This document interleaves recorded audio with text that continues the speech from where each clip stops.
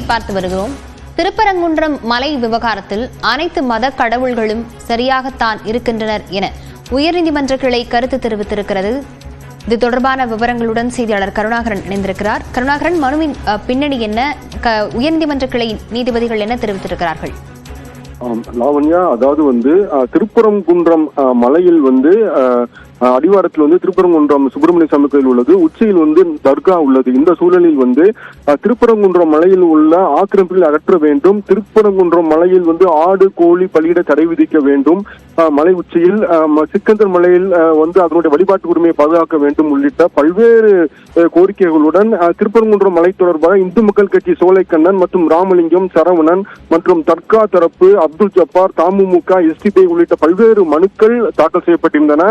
இந்த மனுக்கள் பல்வேறு கட்டங்களாக விசாரணைக்கு வருகிறது. இன்று இந்த மனுக்கள் நீதிபதிகள் நிஷா பானு மற்றும் ஸ்ரீமதி அமர்வில் விசாரணைக்கு வந்தது.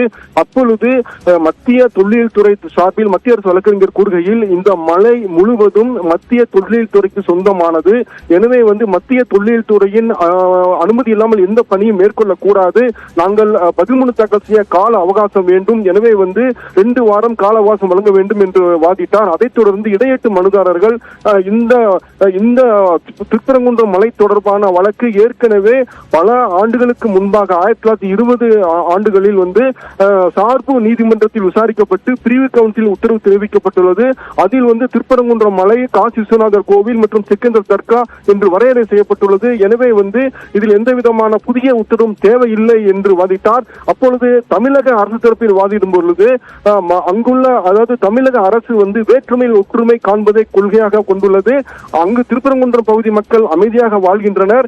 எந்தவித பிரச்சனையும் கிடையாது. எனவே பழைய வழிபாட்டு முறைகளை தொடரலாம் என்று கூறி மனுக்கள் அனைத்தையும் தள்ளுபடி செய்ய வேண்டும் என்று வாதிட்டார். இதைத் தொடர்ந்து நீதிபதிகள் அனைத்து மத கடவுள்களும் நல்லவர்களாகத்தான் சரியாகத்தான் உள்ளனர்.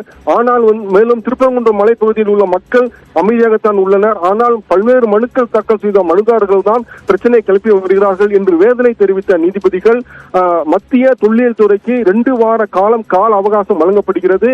அவர்கள் பதில் மனு தாக்கல் செய்ய வேண்டும். மேலும் அந்த பிரிவு கவுன்சில் மற்றும் சார்பு நீதிமன்றம் பிறப்பித்த உத்தரவுகள் ஆகியவற்றை கருத்தில் கொண்டு உரிய உத்தரவு பிறப்பிக்கப்படும் என்று கூறி வழக்கு விசாரணையை வருகிற 7ஆம் தேதி ஒத்திவைத்து உத்தரவிட்டனர். லாவண்யா, விவரங்களுக்கு நன்றி கருணாகரன்.